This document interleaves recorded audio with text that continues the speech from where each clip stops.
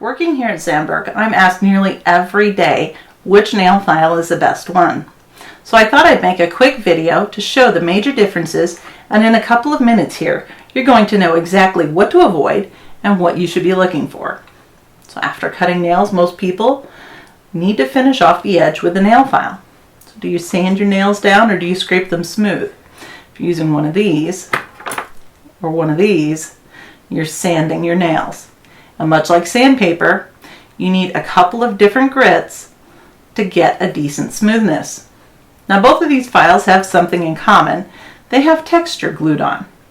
This one uses ruby, this one uses sapphire, and there's others out there that use diamond or even some other mineral. These files will sand off the edges of your nail, but because the texture is glued on, it tends to be irregular and jagged. Now some files are worse than others, but every single one of them, have peaks and valleys, which gouge teeny tiny grooves and divots out of your nail.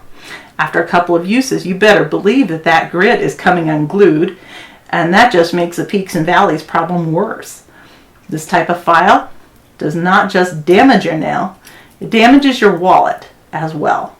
And that's because you need to replace the file over and over as the texture is worn off. Don't fool yourself either. Material like diamond, ruby, or sapphire doesn't do anything to make that file last any longer. It's not a harder mineral that's the problem. It's the glue and the sanding action. So what do? These files, they're cheap, they're easy to find. They come in kits, and then maybe they're bundled with your nail polish or your salon uses them. It might seem like they're the only kind out there, but this is not the case. You just need to know what to look for. Now files like this triple cut file or this glass file cost a little bit more than the other nail files I showed you before, but even if you don't take into consideration the 20 or 30 years you're going to own it, it's worth it for the smooth and healthy nails alone. Now triple cut files have texture cut right into the steel of the file itself, and both a crisscross groove as well as a horizontal groove. Up close under magnification, the difference in texture is obvious. This file is mostly flat.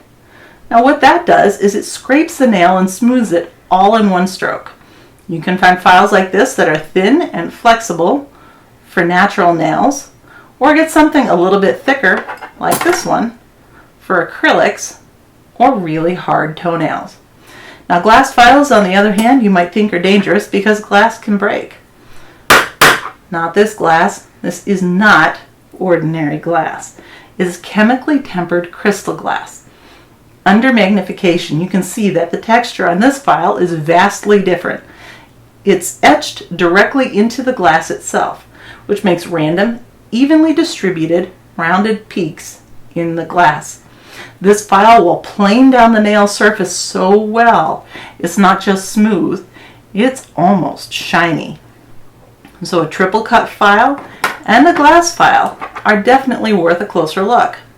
They last longer because the texture is part of the file itself, and it just does not rub or wear off like glued on texture will. I'll freely admit that I really like the different designs and sayings you can get on a glass file. But I also really like the idea that I only have to buy one, either one, and it's going to keep working for 30 years or more. Don't forget to check out our other videos if you'd like to know more. I go into detail about each type of file and what the fakes look like so you can know the difference. I'll put those links in the description below. Happy grooming!